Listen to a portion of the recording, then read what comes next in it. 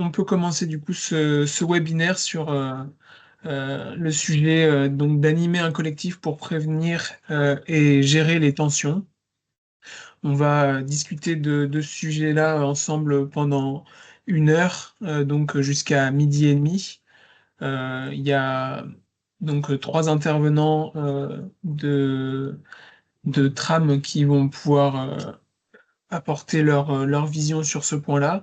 Et ensuite, on va pouvoir échanger au cours du webinaire via la conversation notamment. Et puis à la fin, on prendra un temps d'échange où chacun pourra poser ses questions en direct euh, pour pouvoir faire préciser certaines choses ou apporter aussi votre expérience.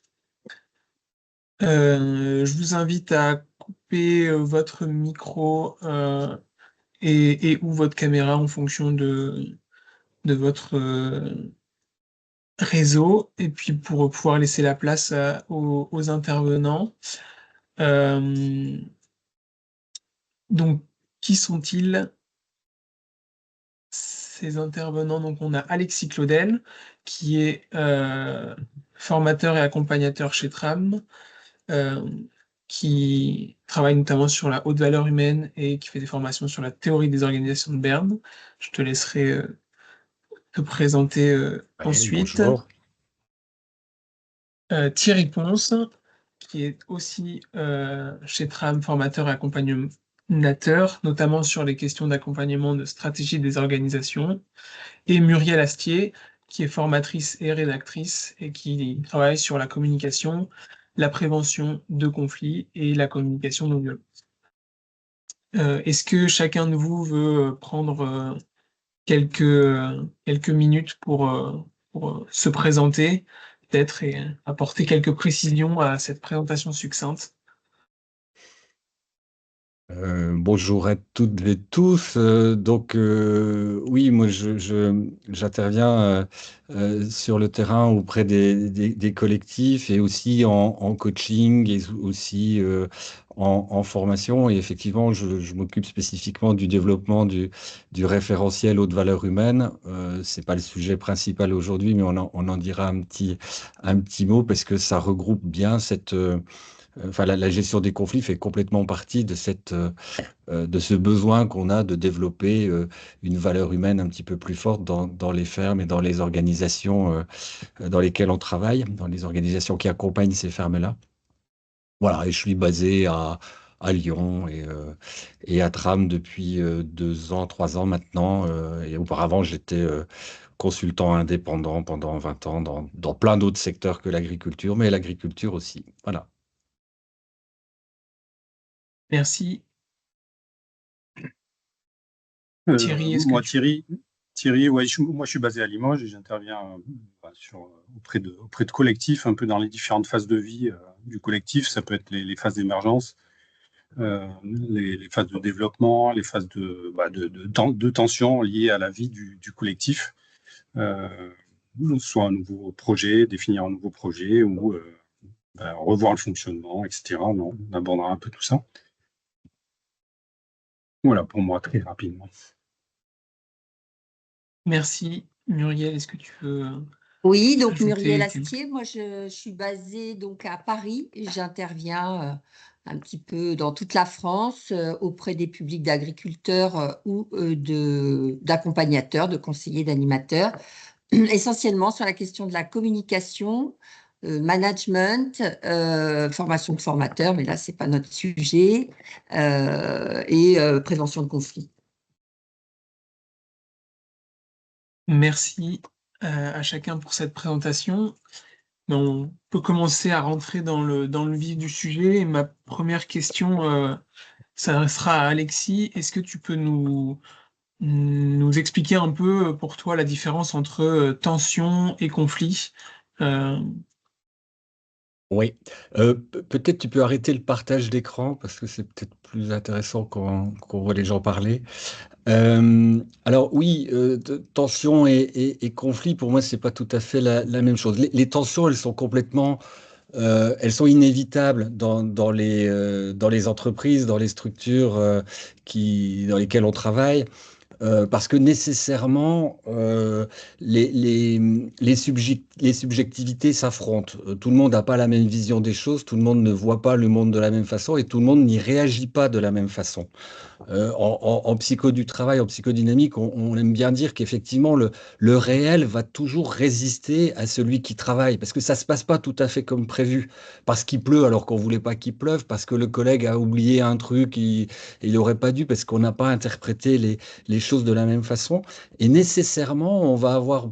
voilà, on va avoir des modes de réponse à ces aléas qui vont être différents et qui vont être très subjectifs et très marqués par notre fonctionnement individuel, en fait. Alors, voilà, parce qu'il y a des règles, et c'est pour ça qu'il y a des règles en entreprise, pour essayer de normer les choses, pour essayer de faire en sorte que on travaille tous de la même façon, on fait des procédures, on fait des règles, on fait voilà, des plannings, on organise les choses pour qu'on essaye de tous avancer dans le même sens.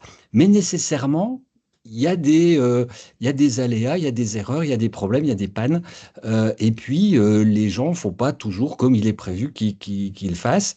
Et du coup, il faut s'adapter. Et ces stratégies d'adaptation qu'on va tous devoir mettre en place, elles sont forcément un petit peu teintées de notre personnalité, de nos habitudes, de nos valeurs, de nos croyances, de notre vision du monde, et puis notre humeur du jour aussi, des fois, tout simplement.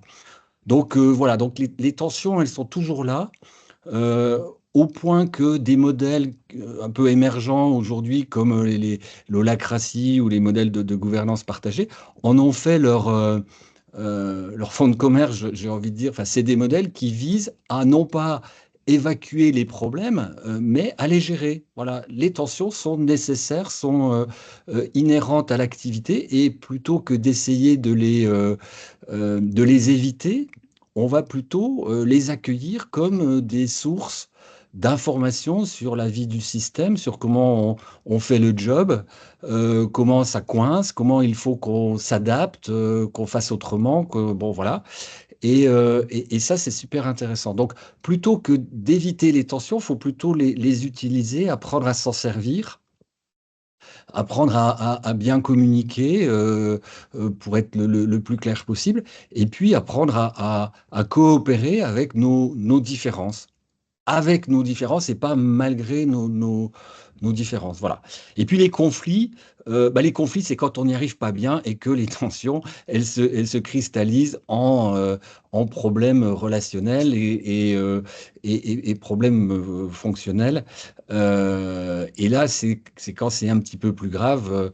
Voilà, alors ça arrive aussi fréquemment. Il n'y a pas d'entreprise où il n'y a pas de conflit.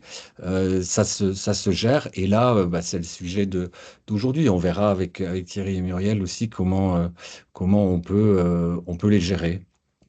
Voilà, rapidement pour cette différence entre les deux. Merci. Est-ce que Muriel ou Thierry, vous avez des choses à ajouter sur ce point? Sinon, je peux. Oui. Ouais, Thierry. Oui, moi c'est souvent, on en reparlera un peu là sur comment on prépare un accompagnement, une intervention auprès d'un collectif, mais moi souvent j'essaie de comprendre aussi l'origine et souvent l'origine des tensions, et c'est souvent lié aussi à la notion du stress. Et qu'est-ce qui peut stresser les personnes? Les trois sources de stress principales. On retrouve souvent le temps. Le temps, alors surtout en agriculture où on a les deux.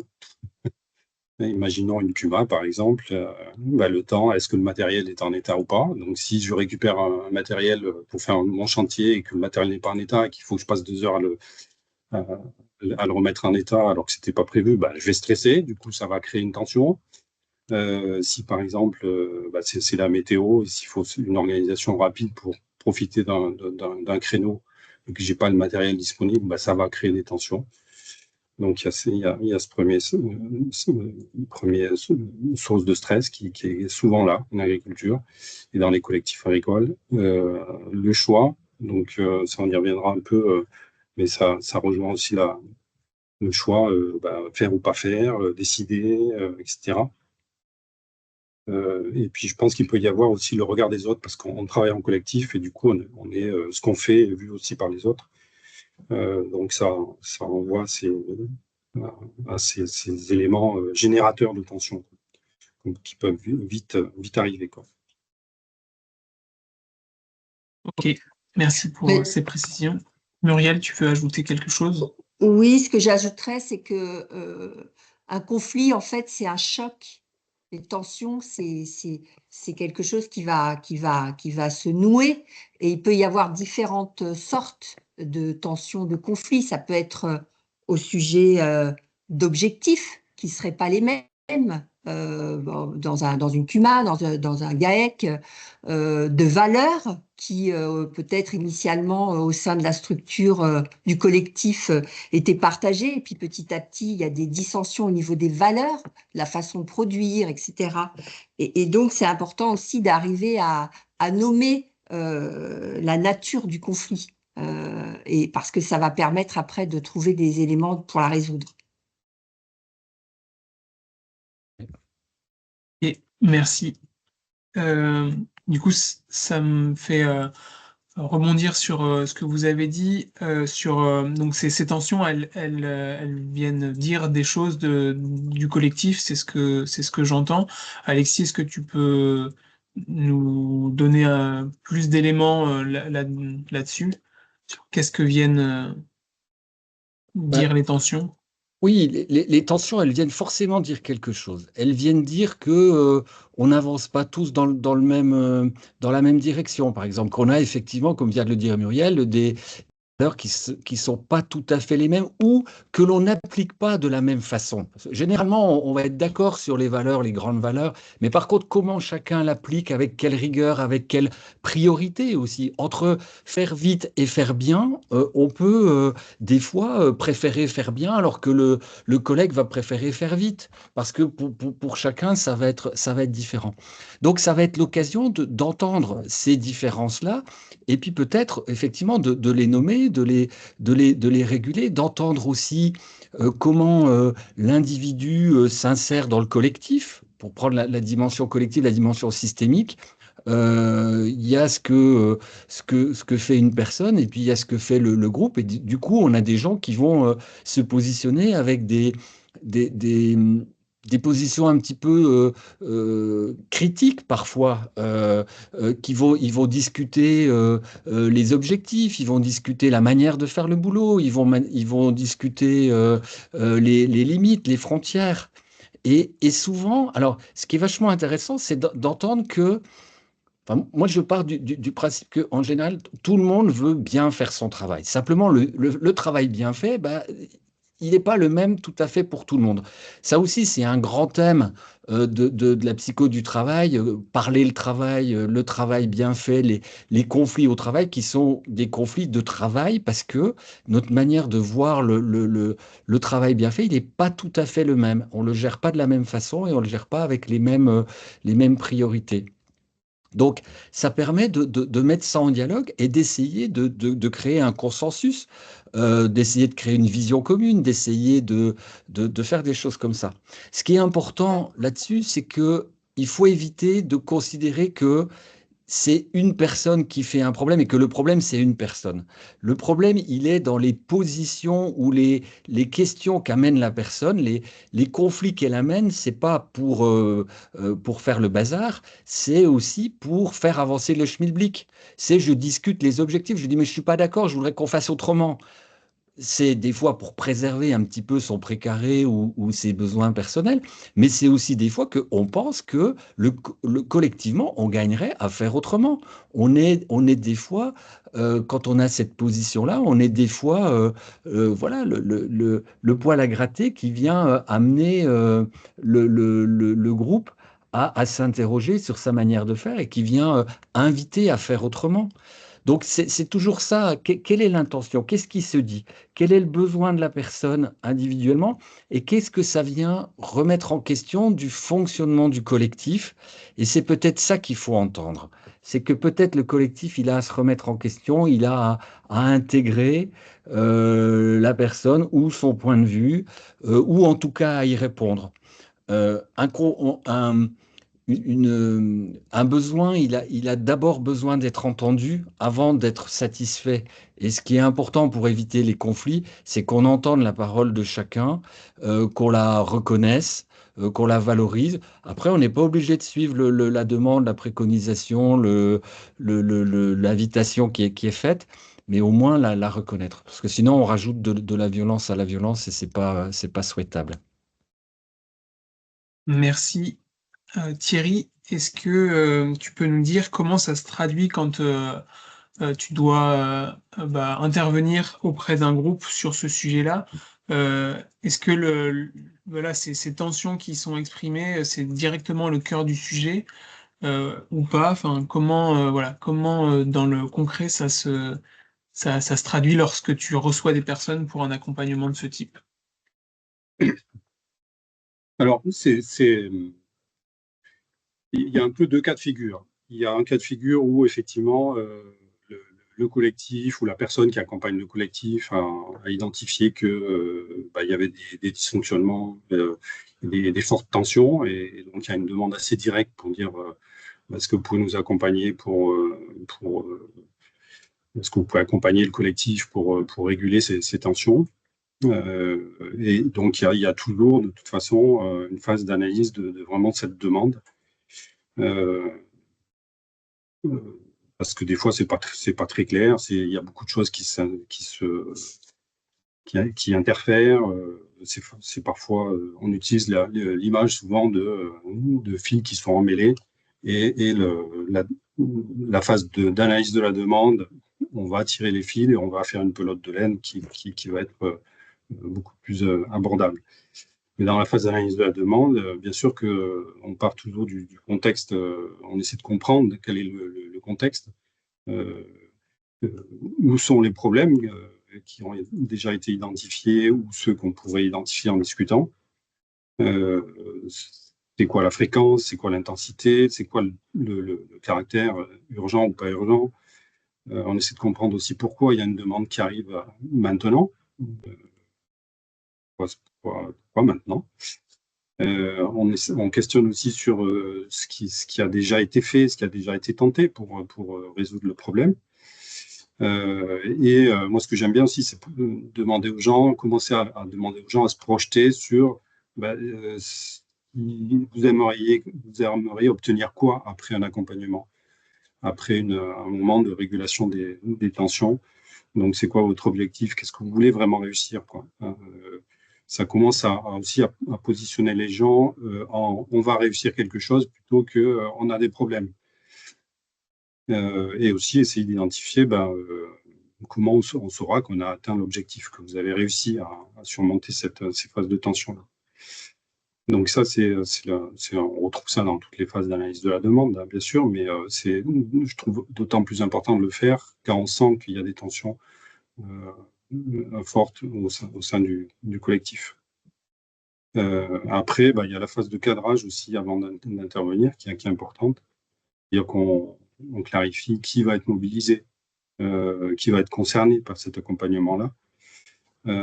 Est-ce qu'il y a des messages à faire passer aussi pour que les gens qui participent soient dans de bonnes conditions pour ces moments-là, parce que c'est des moments... le fait de réunir les gens pour parler de ça, ça peut aussi générer en soi des tensions. Donc, on essaie de ne pas en rajouter. Est-ce qu'il y a des actions complémentaires qui vont être menées en parallèle de l'accompagnement?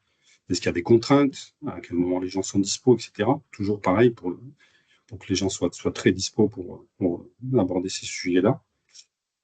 Comment on va mobiliser et qui fait quoi? On clarifie un peu le qui fait quoi. Donc ça, c'est important. Après, peut-être on le décrira un peu plus dans le détail, mais il est parfois nécessaire aussi, avant d'avoir des temps en collectif, de passer par des phases d'entretien individuel. Parce que, en tête-à-tête avec une personne extérieure, on va pouvoir dire des choses, et c'est notre boulot aussi de permettre aux gens de s'exprimer sur des sujets qui sont parfois délicats, ou qu'on n'ose pas dire, ou des poussières qu'on a mis sous le tapis. Eh ben, ce sera l'occasion pour nous d'explorer tout ça. C'est aussi confortable pour la personne qui accompagne, parce que on comprend beaucoup mieux la situation, et donc on pourra venir en présentiel avec le collectif, avec des éléments qui auront été préparés aussi. Si on on a un entretien avec 10 personnes du collectif et qu'à chaque fois il y a un point qui revient, on sait que c'est un point important qu'il va falloir traiter. Et s'il y a quelque chose qui n'a pas été dit, on pourra aussi l'apporter. Ça permet de vraiment préparer la phase de collectif. Merci. Tu avais d'autres choses à rajouter? Je ne sais pas si on traite là sur les phases un peu de l'accompagnement, mais ça rejoint des choses c'est la question que j'allais te poser sur justement, comme une fois qu'on a fait cette première étape de connaître le collectif, dans la réalisation de l'accompagnement, quelles sont les étapes et quels sont les outils, ou en tout cas les concepts que tu viens mettre en place pour pouvoir faire l'animation, l'accompagnement au mieux? La phase préalable, elle est importante, hein, quand on fait l'analyse du besoin, tout ça. Pour moi, on commence déjà un peu à accompagner, mais en fait, ensuite, il peut y avoir des phases d'entretien individuel, on vient d'en parler. Après, quand vraiment on est en présentiel, moi je trouve, surtout si effectivement on est sur des choses, on est sur des tensions, ce qui est vraiment important, c'est poser le cadre. Ça, beaucoup d'entre nous ont l'habitude de le faire, mais c'est vraiment d'autant plus important là. Donc, poser des règles de fonctionnement qu'on va s'appliquer pendant ce temps de réflexion collective. Ces règles de fonctionnement, ça permet de poser un cadre qui va protéger, qui va permettre aussi, et c'est la règle des 3 P, c'est-à-dire protection plus permission égale puissance. Puissance de ce qu'on va pouvoir se dire, des sujets qu'on va pouvoir aborder, qui ne sont pas faciles, et surtout des solutions qu'on va trouver, que le collectif va trouver pour réguler ces tensions-là. Ouais. Je voudrais appuyer là-dessus parce que c'est fondamental. Quand on intervient dans une situation de conflit, on intervient dans une situation de conflit. On n'intervient pas dans un terrain tranquille où tout va bien. On intervient auprès de personnes dans un collectif où les choses dysfonctionnent. Et donc forcément, ça dysfonctionne quelque part. D'où l'intérêt de ce que tu viens de dire, Thierry. Effectivement, de bien poser le cadre, de bien préparer les choses, de faire tout ce travail en amont de clarification, parce que forcément, la demande, on a appris dans nos métiers d'accompagnant, on a appris qu'il faut toujours respecter la demande, mais la demande, elle ne s'exprime pas forcément au bon endroit au départ. On va exprimer des symptômes, on va exprimer des faux problèmes, on va chercher des solutions qui sont toujours plus de la même chose et qui, des fois, font que le système s'enfonce dans son problème. Et nous, on va devoir déjouer ça. Et ça, c'est vraiment important de se dire que le déroulement, il n'est jamais linéaire, il n'est jamais comme on a prévu au départ, parce que forcément, le système va résister au traitement, entre guillemets, qu'on va donner ou qu'on va proposer. C'est-à-dire qu'il va falloir tout le temps adapter, refaire et cheminer avec. Ça, c'est vraiment important, et d'où le cadre que tu viens de dire. Après, oui, pardon, vas-y, Marielle. Oui, je pense qu'il y a beaucoup d'accompagnateurs ou d'animateurs là qui nous écoutent. Et moi, je voudrais partager un point de vigilance justement à cette phase-là de l'analyse de ce qui se passe. C'est vraiment ne pas trop attendre. Parce que très souvent, nous sommes sollicités à un moment où déjà le torchon a brûlé entre tel ou tel associé, entre tel ou tel agriculteur et collaborateur. Et c'est important de prévenir ces situations, parce qu'il y a vraiment possibilité en nouant un dialogue, vraiment en travaillant sur tout ce que vous avez dit, Thierry et Alexis, avant, en régulant, il y a moyen de résoudre beaucoup de conflits quand on met en place une communication avant qu'il soit, j'allais dire, pas trop tard, mais avant que la situation empire.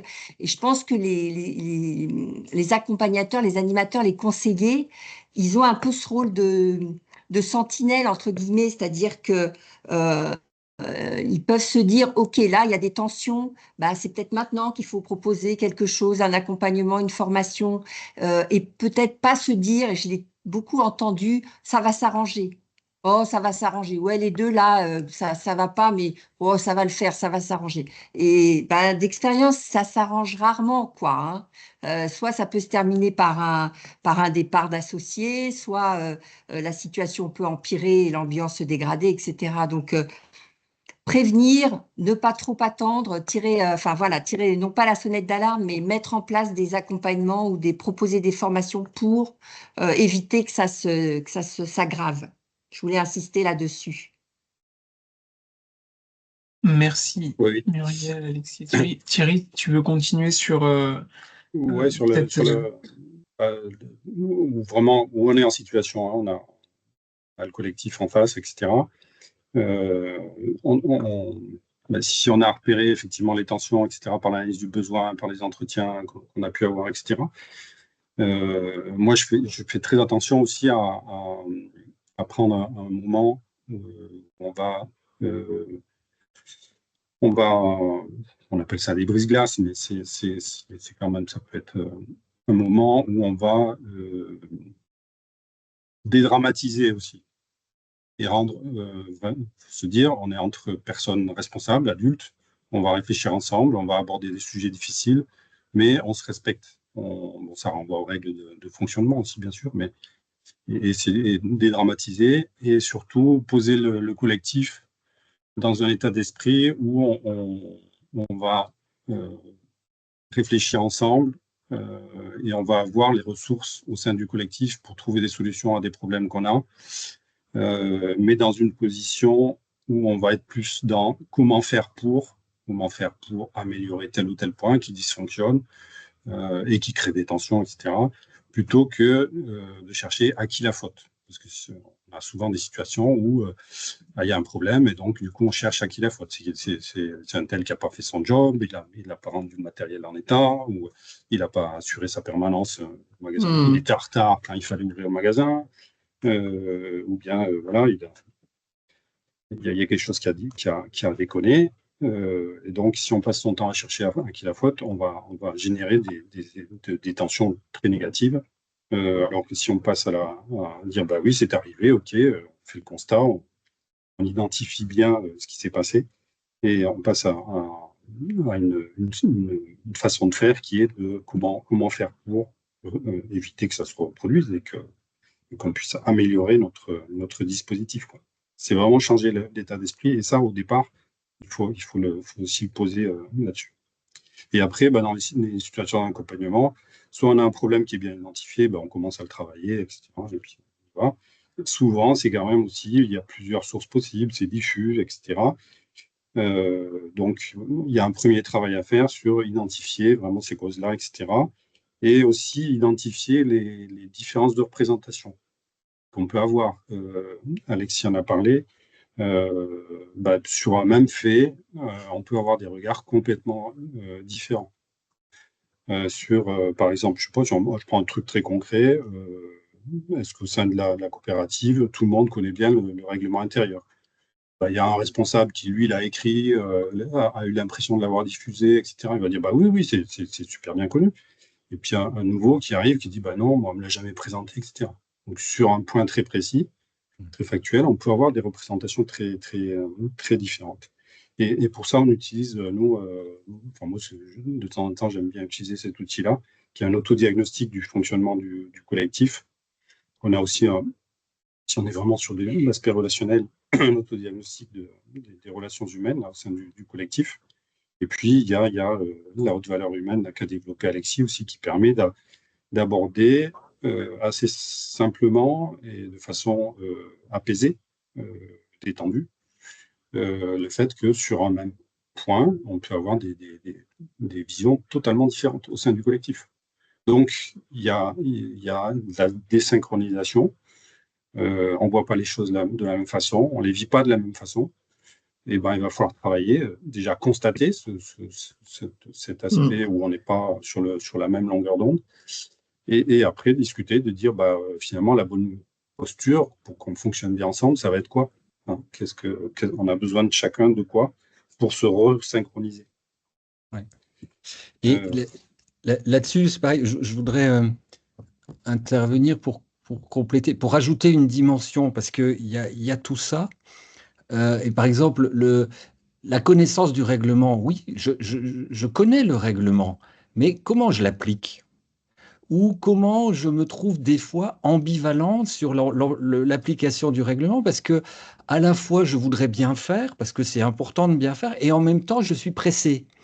Et que ce qui est une clé importante dans la résolution des conflits, c'est aussi de comprendre que à l'intérieur de nous, on n'est pas tout seul, on est plusieurs dans notre tête parfois, et on a des tendances qui sont des fois très contradictoires. À la fois, on veut et on veut pas certains changements.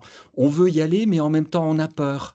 Il y a des parts de nous, et moi j'aime bien fonctionner en termes de parts. Il y a une part de moi qui est tout à fait d'accord, et puis en même temps, il y a une petite part qui a peur, ou il y a une part qui veut pas avoir l'air d'avoir peur en plus. Enfin, il y a toutes ces ambivalences-là qui fait que c'est important d'écouter chacun et puis de donner la possibilité à chacun de parler en son nom, bien sûr, mais de ne pas s'identifier à un fonctionnement. Je ne suis pas l'emmerdeur ou je ne suis pas celui qui a rendu le camion en retard ou la benne pas propre. Je ne suis pas que ça. J'ai fait ça, j'assume, mais je suis aussi le mec qui collabore, qui fait son boulot. C'est ne pas identifier les gens à leur travers et c'est donner la possibilité aux gens d'être parfois un peu complexes, un peu ambigus, un peu paradoxaux, parce que, bah oui, j'ai envie que le boulot soit fait comme il faut, mais j'ai besoin de rentrer de bonne heure ce soir à la maison parce qu'il faut que je m'occupe des enfants. Voilà, j'ai des tensions, je voudrais que ça change et en même temps, je ne sais pas comment faire et je suis réticent. Et il y a tout ça à entendre. Et c'est important qu'on puisse le manifester. Un truc, par exemple, qu'on utilise, c'est quand on fait des débats mouvants, quand on prend un groupe et on leur demande de se situer. Est-ce que ceux qui pensent ça, bah, voilà, mettez-vous plutôt à gauche, et les autres, vous mettez à droite. Et c'est intéressant de faire ça plusieurs fois sur plein de questions différentes parce que on n'a pas tous la même position et des fois on est proche de certains collègues sur certaines positions, mais des fois on peut être opposé sur d'autres. Et c'est important de montrer toutes ces nuances-là et puis que voilà, qu'on est ambivalent, on est profondément ambivalent par nature, on n'est pas fait d'un seul bloc, et ça, c'est important de le reconnaître. Juste sur l'accompagnement, là, pour terminer un peu les choses qui me semblent importantes, au fil de l'eau, là, quand on fait travailler le collectif sur l'identification vraiment des causes, enfin de ce qui va pas, etc., en n'utilisant ou pas l'autodiagnostic, enfin d'autres outils, bien sûr, qui peuvent aider à ça. Après, ça permet d'identifier aussi et de faire des petits apports sur les points de vigilance. C'est des choses qui ont été travaillées, qui sont connues sur les points de vigilance de ce qui va permettre au collectif de bien vivre ces étapes de vie et ces tensions-là. Et puis aussi des petits apports sur les différences de représentation, des cadres de référence de chacun, Alexis en a parlé, ou des différences dans la façon de communiquer.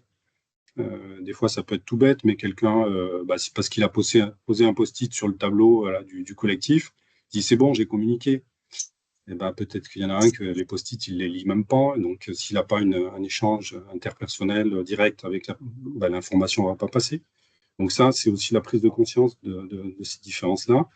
Bon, il y a aussi des choses qui renvoient à des éléments de personnalité, les drivers, quelqu'un qui a un driver soit parfait, et si on lui rend la benne pas parfaitement selon son cadre nettoyé, il va dire c'est dégueulasse, alors que l'autre il va dire non, je l'ai nettoyé, j'ai bien fait mon job. Le fait vite, il va dire autre chose, oui. Le fait vite, il va dire oui, mais moi j'avais qu'une demi-heure. Donc Et des fois, ouais, on sait identifier le fait que, tiens, dans la relation, dans la communication, on est dans pas mal qui connaissent le triangle grammatique. Hein. Ah, tiens, on est en train de jouer là-dedans, dans le triangle grammatique, avec les trois principales figures.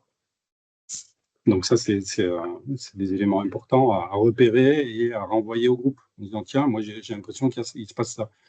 Qu'est-ce que vous en pensez? Bah non, quand même, t'exagères, ou bien, ah oui, c'est vrai, tiens, on est là-dedans. Et merci Thierry pour ces réponses. Est-ce que Muriel, sur la communication, il y a des choses qui te font écho, sur lesquelles tu veux rebondir? Oui, bien sûr. Pour la prévention des conflits, tu veux dire? Comment on peut prévenir Ben oui, les conflits? Thierry Mm. a plutôt abordé enfin voilà, des aspects de communication où pouvait y avoir des différences de manières de communiquer et du coup qui peuvent être la source de certaines tensions. Et donc comment on peut se Les servir repérer? se servir de Ouais. la communication pour l'ajuster et puis pour pouvoir Mm. mieux prévenir Mhm. ces tensions. Ben oui, alors je pense que ce qui est intéressant, c'est en tant qu'animateur ou même en tant que membre d'un collectif, ce qui est intéressant, c'est d'arriver à repérer les signes avant-coureurs finalement des tensions, de conflits. Et en fait, il y en a bon nombre dans les exploitations agricoles ou dans les collectifs, dans les magasins de producteurs ou n'importe quel collectif de travail en agriculture, hein. À partir du moment où il y a une mauvaise ambiance, où il commence à y avoir beaucoup de départs, beaucoup de turnover, où les règles ne sont pas connues ou ne sont pas respectées. Ça, ce sont des signes avant-coureurs de tension, de conflit. Vous pouvez aussi avoir des comportements qui vont être symptomatiques d'une mauvaise communication. Le silence, quand il n'y a plus d'échange entre les collaborateurs, entre l'agriculteur et ses associés, ou au contraire la suractivité. On est, euh, on est complètement surbooké en permanence, on court partout, tout le temps, on est dispersé. Ou bien la passivité, c'est-à-dire les personnes font le minimum, voilà, le minimum syndical, si je puis dire. Donc tout ça, ce sont des signes avant-coureurs, en fait, et qui disent qu'il faut se poser et mettre en place une organisation, des temps d'échange pour pouvoir clarifier les rôles des uns et des autres. Peut-être aussi pour pouvoir se donner des signes de reconnaissance, parce que c'est un point très important. Alexis parlait du travail. Le travail, c'est effectivement très important, mais il faut pouvoir dire à ses collaborateurs quand ils travaillent bien aussi, pas seulement quand ils font des conneries. Recevoir des signes de reconnaissance, ça fait du bien. Et je ne parle pas simplement, même si c'est important, du salaire, hein, de l'aspect sonnant et trébuchant de la reconnaissance, mais et vraiment travailler sur ces signes de reconnaissance, apprendre à en donner, apprendre à en recevoir. Et ce n'est pas quelque chose d'inné. Nous n'avons pas tous été éduqués de la même façon de ce point de vue, donc c'est important. Et ça, moi, je travaille beaucoup en formation justement sur la question de la communication. C'est important d'avoir cette vigilance-là vis-à-vis des gens avec qui on travaille, vis-à-vis des gens avec qui on collabore, d'être dans l'échange de signes de reconnaissance. Et donc, tous ces signes avant-coureurs, en fait, je pense que c'est important pour les membres d'un collectif, pour le leader du collectif ou pour les accompagnateurs, les animateurs, de se dire waouh, où est-ce qu'on en est là? Et puis, est-ce qu'il ne faut pas vraiment mettre en place des temps pour se poser et puis remettre à plat un petit peu notre fonctionnement? Et vraiment, la suractivité ou le retrait, c'est des signes très très forts qu'il faut pas laisser passer et sur lesquels il faut vraiment poser des actes pour éviter que le collectif ou que oui, le collectif de travail s'effondre, hein, parce qu'il y a un moment, ça explose, quoi. Merci. Est-ce que Thierry et Alexis, vous avez des choses à ajouter sur ce point? Oui, moi je voudrais juste vous inviter à aller jeter un œil au référentiel haute valeur humaine qu'on a écrit, parce que l'ambition, c'est justement ça, pour faire suite à ce que dit Muriel, c'est on a listé la trentaine de sujets sur lesquels on peut avoir des points de vue et sur lesquels ça vaut le coup de discuter pour, pour parler du travail, pour parler de ce qui fait la haute valeur humaine du travail et qui fait qu'on va se sentir bien ou pas. Donc on a distingué des dimensions qui sont de l'ordre du comportement individuel, visible, ou aussi des valeurs fondamentales, le côté un petit peu psycho pour chacun, connaissance de soi de chacun, mais aussi des choses très collectives qui touchent à l'organisation du travail sur tous les aspects. La prise de décision, la rémunération, ça a été dit, les conditions de travail, les réunions, les procédures, enfin tous ces trucs-là. Et puis tout ce qui est valeur aussi, l'éthique, le projet, est-ce que le projet il est connu, il est partagé, comment on se positionne aussi par rapport à nos fournisseurs, à nos clients, enfin des dimensions comme ça. Voilà. Et dans le référentiel, vous trouverez pour chaque sujet des indicateurs, des questions à se poser, des pistes pour travailler. Il y a tout ça pour favoriser la mise en dialogue, comme vient de le dire Muriel, et pour éviter, pour faire de la prévention. Et puis après aussi pour gérer quand il y a des problèmes, hein, bien sûr, mais ça marche aussi très bien pour la prévention. J'aurais volontiers ajouté quelque chose. Euh, Moi, ce que j'ai remarqué, c'est que quand, par exemple, un magasin de producteurs se crée, prendre cet exemple-là, très souvent, il y a un accompagnement qui est fait avec des règles qui sont mises en place, un règlement intérieur, etc. Il y a un cadre qui est donné. Et ce que j'ai observé, c'est que c'est au fil du temps que souvent que les situations se délitent, que les règles qui avaient été apposées à un moment, finalement après, soit on les a oubliées, soit les gens sont partis, soit et en fait il y a en permanence besoin de revenir sur le cadre qui a été posé à un moment donné, parce que le collectif de travail, que ce soit un GAEC, une CUMA, un magasin de producteurs, c'est un organisme vivant. Et en fonction des gens qui vont, qui viennent, qui partent de la situation, du contexte, tout ça, ça change. Donc, en fait, c'est pas parce qu'à un moment, on a posé un cadre, même s'il a été très, très bien posé, que ce cadre-là, il va perdurer dans le temps. Il faut en permanence retravailler ces éléments d'organisation, de cadre, parce que finalement, et on le voit très bien quand on travaille sur les aspects de communication, très souvent on dit il y a 2 tiers des problèmes de communication qui ne sont pas des problèmes de communication, mais qui sont des problèmes d'organisation, ou plutôt de dysfonctionnement, de désorganisation et de manque de cadre. Et donc, très souvent, là où on dit problème de communication, le problème, il est ailleurs. Il est dans le manque de structuration, d'organisation, de répartition des rôles, etc. Donc, c'est vraiment important de remettre en permanence le cadre et de vérifier qu'il convient toujours aux uns et aux autres. Oui, moi, je voudrais juste rajouter par rapport à une autre façon de le dire, là, ce que vient de dire Muriel, mais moi, souvent, avec les collectifs ou les personnes qui animent les collectifs, je parle d'hygiène de fonctionnement du collectif.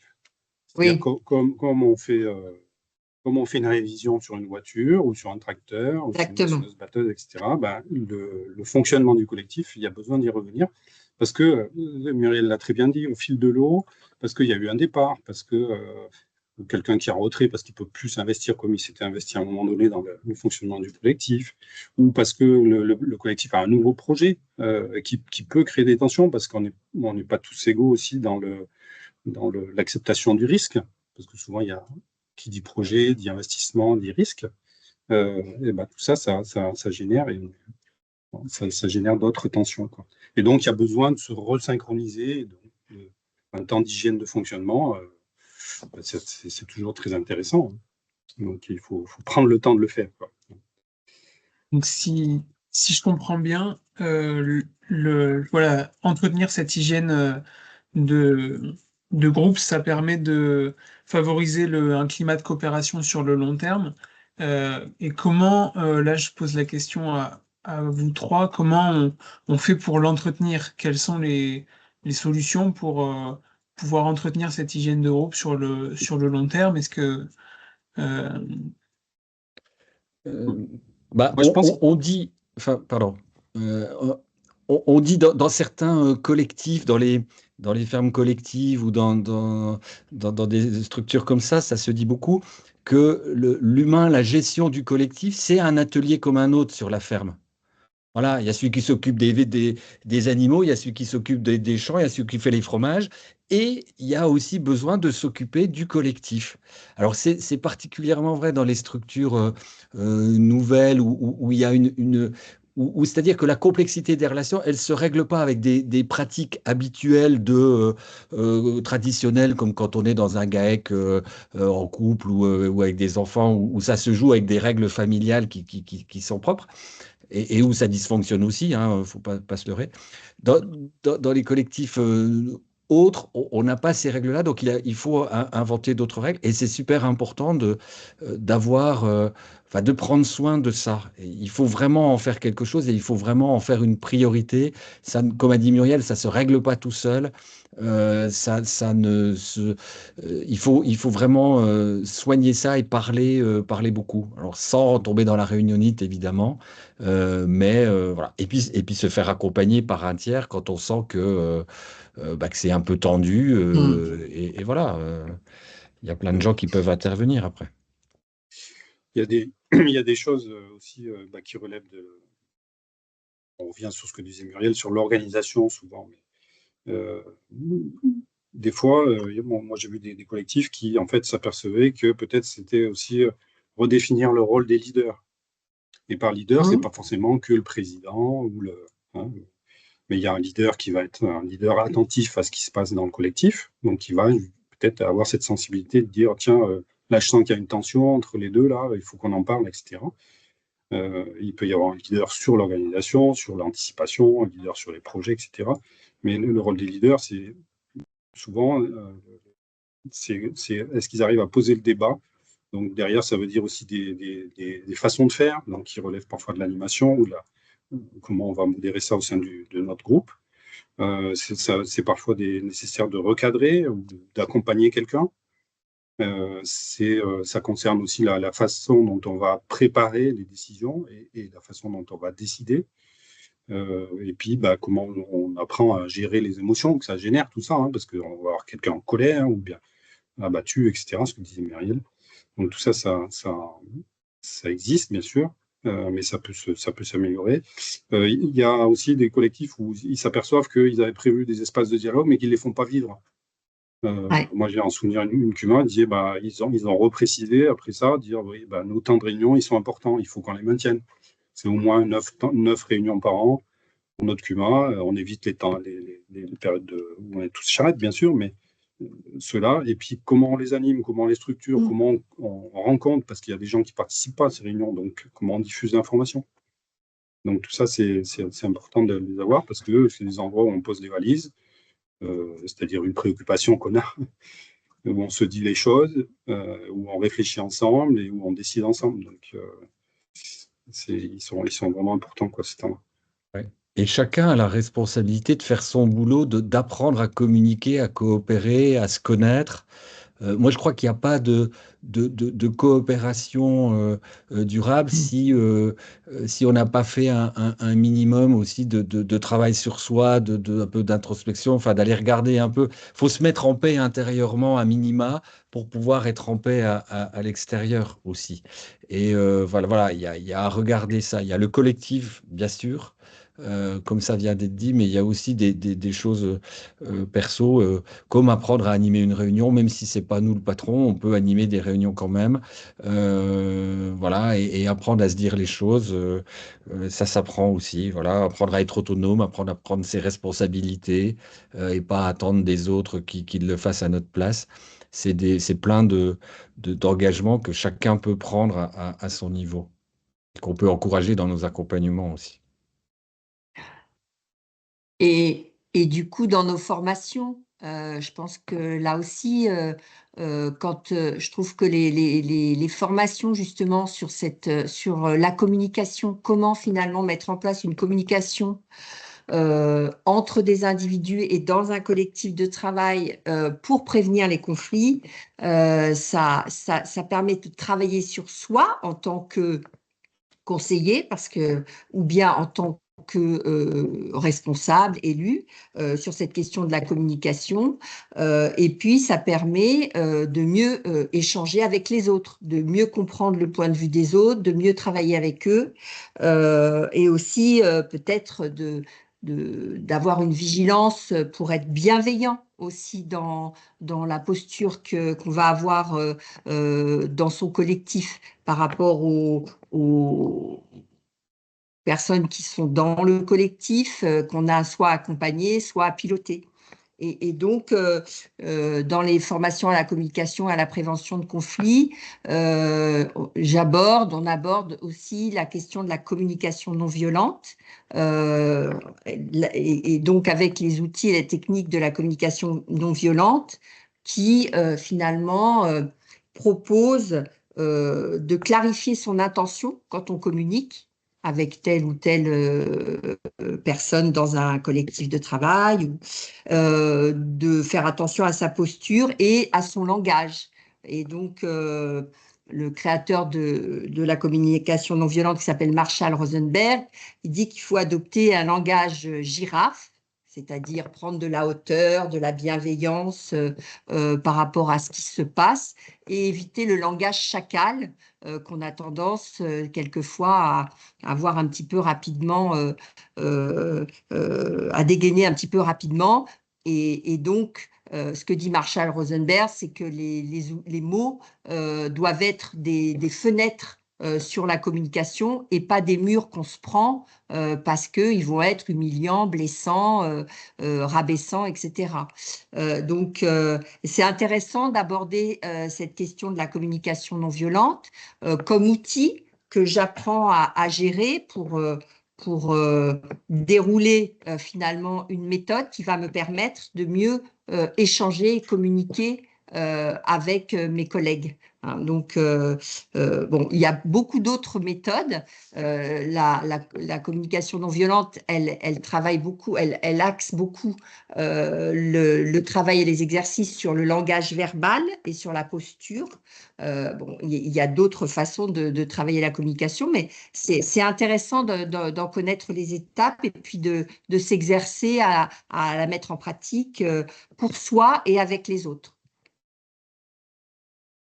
Merci Muriel pour ces précisions. Peut-être ce que je voulais rajouter. Thierry.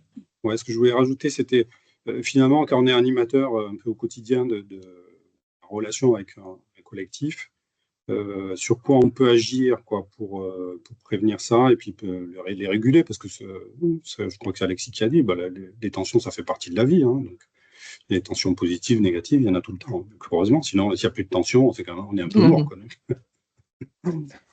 Mais moi, je crois beaucoup aussi le rôle de l'animateur sur le processus, c'est-à-dire est-ce qu'on mobilise l'intelligence collective, comment on prépare les décisions, comment on aide le collectif à prendre du recul par rapport à une situation, et le mettre en situation, comme je disais au départ, de comment faire pour améliorer, un peu un processus d'amélioration continue, plutôt que de faire la chasse aux sorcières à qui la faute.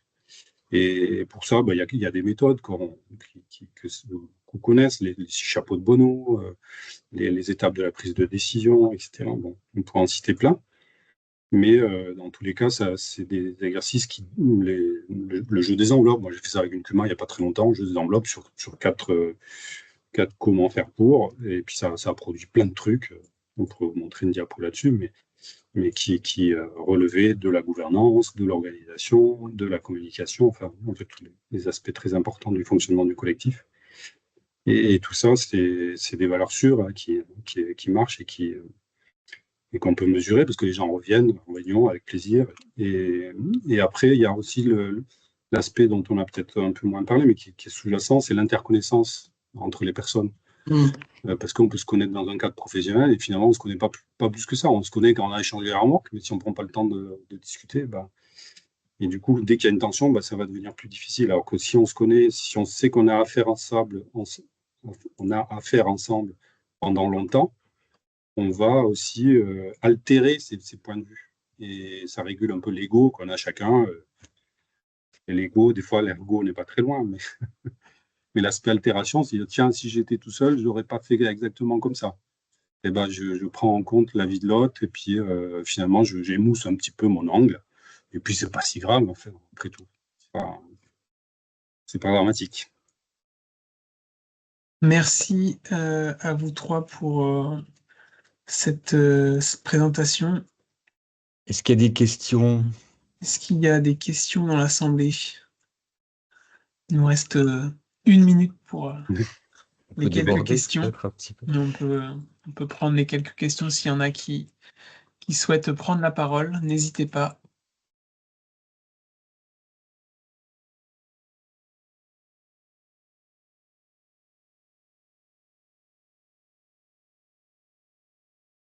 Vraiment, il y a pas grande réaction. En tout cas, merci à vous trois pour ces échanges sur le système très intéressant. En commentaire, Elsa nous a fait le plaisir de mettre plein de liens vers les ressources, les différents outils qui ont été cités. Donc, n'hésitez pas à parcourir ces différentes ressources.